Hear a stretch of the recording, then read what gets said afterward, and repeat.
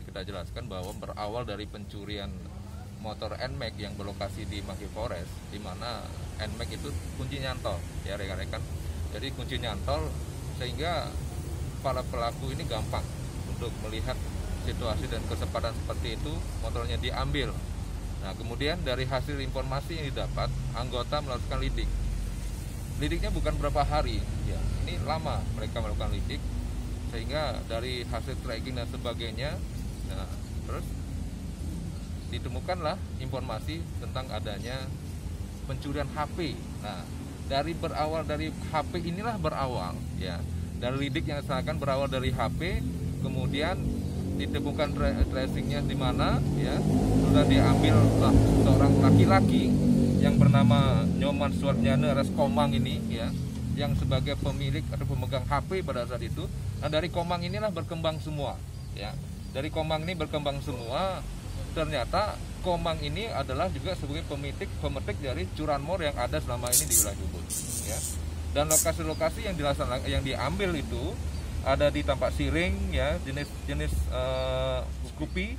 Kemudian dia melakukannya ada berdua, ya.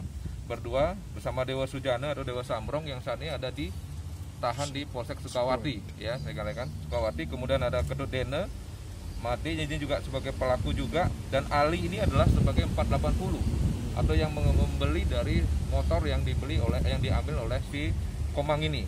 Nah, dari pengembangan ini dari HP inilah jadi rekan-rekan dari Reskrim, ya, dari Reskrim Polsek Ubud melakukan pengembangan, dan pengembangannya ini dapat seperti ini. Jadi TKP-nya bukan hanya di wilayah Ubud saja. Jadi TKP-nya juga ada di Tampak Siring maupun di Bitre Gianyar, ya. Gitu. Motifnya apa namanya mereka mencuri? Ya, karena situasi saat ini, ya. Jadi situasi saat ini yang tidak memungkinkan seperti itu. Jadi alasan klasik yang mereka buat ya tentu masalah ekonomi. Tapi yang jelas dari itu semua kegiatan yang dilakukan mereka di wilayah Ubud ini sudah sangat meresahkan, dan itu syukur jadi atas kecepatan dari yang dilakukan oleh teman-teman dari Reserse, ya, yang dipimpin langsung oleh Kanit maupun Panit lidiknya, sehingga pengungkapan ini bisa kita laksanakan. Dan kita sangat mengharapkan untuk masyarakat ini terutama dalam hal penempatan kendaraan sepeda motor itu agar lebih berhati-hati, karena situasi saat ini sangat memungkinkan untuk dilakukan seperti itu. Yang ada kunci nyantol, ya, seperti itu, ya. Mereka pengangguran, ya, mereka pengangguran. Itu.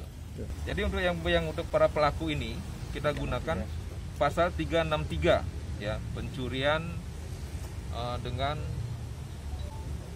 pemberatan, ya. Ancaman hukuman itu 7 tahun, ya, 7 tahun.